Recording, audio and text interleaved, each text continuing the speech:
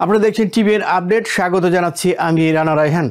Trump প্রশাসন গোপনে central intelligence agency বা সিআইএকে ভেনেজুয়েলায় অপারেশন পরিচালনার অনুমোদন দিয়েছে বলে আমেরিকার কর্মকর্তারা জানিয়েছেন। এই সিদ্ধান্ত নিকোলাস মাদুরোর সরকারকে ক্ষমতা থেকে সরাতে ওয়াশিংটনের চাপের অভিযানে নতুন মাত্রা যোগ করেছে। একই সঙ্গে প্রেসিডেন্ট ডোনাল্ড ট্রাম্প জানিয়েছেন তার প্রশাসন ভেনেজুয়েলার মাদক কার্টেলগুলোর বিরুদ্ধে স্থলভিত্তিক হামলার সম্ভাবনা নিয়েও বিবেচনা করছে। একাধিক কর্মকর্তা জানিয়েছেন গোয়েন্দাদের পরিভাষায় এই অনুমোদন প্রেসিডেন্সিয়াল ফাইন্ডিং নামে পরিচিত। সিআইএকে প্রাণঘাতী অপারেশন সহ একাধিক গোপন কার্যক্রম চালানোর ক্ষমতা দেওয়া হয়েছে, যা সরাসরি মাদুরো সরকারকে লক্ষ্য করে পরিচালিত হতে পারে। কর্মকর্তারা বলেছেন এটি ওয়াশিংটনের দীর্ঘমেয়াদী প্রেশার ক্যাম্পেইনের অংশ, যার চূড়ান্ত লক্ষ্য মাদুরোকে ক্ষমতা থেকে সরানো। সূত্রগুলো বলছে এই অনুমোদনের পাশাপাশি ইউএস মিলিটারি ক্যারিবিয়ান অঞ্চলে বড় ধরনের সেনা মোতায়েন করেছে।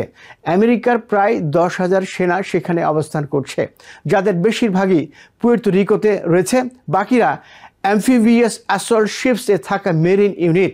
ইউএস নেভির 8টি সারফেস ওয়ারশিপ এবং একটি সাবমেরিনও এই এলাকায় মোতায়েন রয়েছে।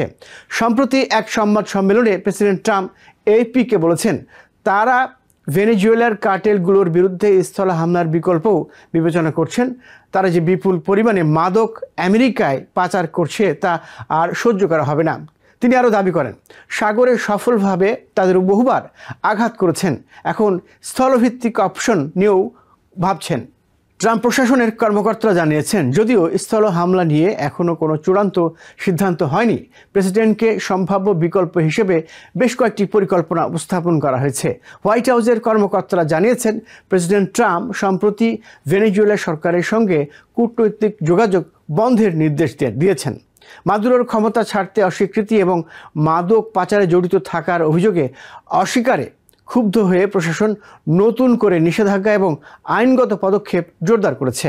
অভ্যন্তরীণ সূত্রগুলো বলছে ভেনেজুয়েলা নীতি মূলত secretary of state Marco Rubio তৈরি করেছেন। তিনি সিআইএ ডিরেক্টর জন র্যাডক্লিফের ঘনিষ্ঠ সহযোগিতায় কাজ করছেন। র্যাডক্লিফ কনফার্মেশন হিয়ারিংয়ে প্রতিশ্রুতি দিয়েছিলেন তিনি সিআইএকে আরও সাহসী ও ঝুঁকি নিতে প্রস্তুত একটি সংস্থায় রূপান্তর করবেন, এমন একটি সংস্থা যেখানে অন্য কেউ যেতে পারে না বা যা অন্য কেউ করতে পারে না। হোয়াইট হাউস এবং সিআইএ কেউই এই অনুমোদন নিয়ে মন্তব্য করেনি। ট্রাম্প সরকার মাদুরোর গ্রেপ্তার এবং মাদক পাচার মামলায় তাকে দোষী সাব্যস্ত করার জন্য তথ্যদাতাকে $50 মিলিয়ন পুরস্কার দেওয়ার ঘোষণা করেছে। ট্রাম্প প্রশাসন মাদুরোকে নার্কো টেররিস্ট আখ্যা দিয়েছে এবং বলেছে তিনি নির্বাচিত সরকারকে ক্ষমতা গ্রহণে বাধা দিয়েছেন।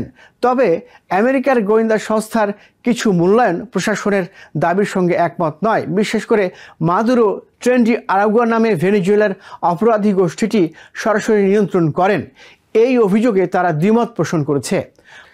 হোয়াইট হাউস তার পদক্ষেপকে ন্যায্যতা দিয়েছে এই যুক্তিতে যে মাদক কার্টেলগুলো হচ্ছে নন স্টেট আর্মড গ্রুপস, যারা ইউনাইটেড স্টেটসের বিরুদ্ধে সশস্ত্র হামলা পরিচালনা করছে।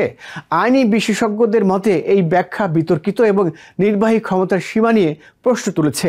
হোয়াইট হাউসের ফাইন্ডিংস সাধারণত সবচেয়ে গোপন নথি হিসেবে বিবেচিত হয়। কংগ্রেসের কিছু নির্বাচিত সদস্য এ বিষয়ে ব্রিফিং পেলেও তারা প্রকাশ্যে কিছু বলতে পারেন না, ফলে তদারকি প্রক্রিয়া জটিল হয়ে পড়ে। সাধারণ সামরিক হামলার খবর, যেমন ভেনেজুয়েলার উপকূলে সন্দেহভাজন মাদকবাহী নৌকার উপর আমেরিকার আক্রমণ, সাধারণত প্রকাশ করা হয়, কিন্তু সিআইএর গোপন মিশন সাধারণত গোপনই থেকে যায়। ল্যাটিন আমেরিকায় সিআইএর অতীত ভূমিকা সবসময় উপস্থিত ছিল না। 1954 সালে গুয়েতেমালায় প্রেসিডেন্ট জাকাউবো আরবেঞ্জের সরকার উৎখাত, 1961 সালের বে অফ পিগস অভিযানের ব্যর্থতা, 1964 সালে ব্রাজিল ও 1973 সালে চিলিতে সামরিক অভ্যুত্থান, এসব ঘটনাতে সংস্থার ভূমিকা ছিল। বিশ্লেষকরা বলছেন ভেনেজুয়েলায় নতুন এই গোপন অনুমোদন এবং সম্ভাব্য স্থল হামলার আলোচনা ওয়াশিংটনের সাম্প্রতিক কাউন্টার নার্কোটিক্স নীতি সম্প্রসারণের ইঙ্গিত দিয়েছে। সাম্প্রতিক বছরগুলোতে ল্যাটিন আমেরিকার বিভিন্ন দেশে ড্রোন নজরদারি এবং গোয়েন্দা সহযোগিতা অন্তর্ভুক্ত হয়েছে, যদি এসব রিপোর্ট নিশ্চিত হয় তাহলে এটি পশ্চিম গোলার্ধে গত কয়েক দশকের মধ্যে আমেরিকার সবচেয়ে আক্রমণাত্মক গোপন এবং সামরিক পদক্ষেপগুলোর একটি হিসেবে বিবেচিত হবে, যা প্রমাণ করে ওয়াশিংটন মাদুরো সরকারকে ক্ষমতা থেকে সরাতে দৃঢ় প্রতিজ্ঞ, যদিও এতে আঞ্চলিক উত্তেজনা আরও বেড়ে যেতে পারে। নিউ ইয়র্ক থেকে সম্প্রচারিত TVN 24 টেলিভিশন বিশ্বজুড়ে বাঙালির কণ্ঠস্বর।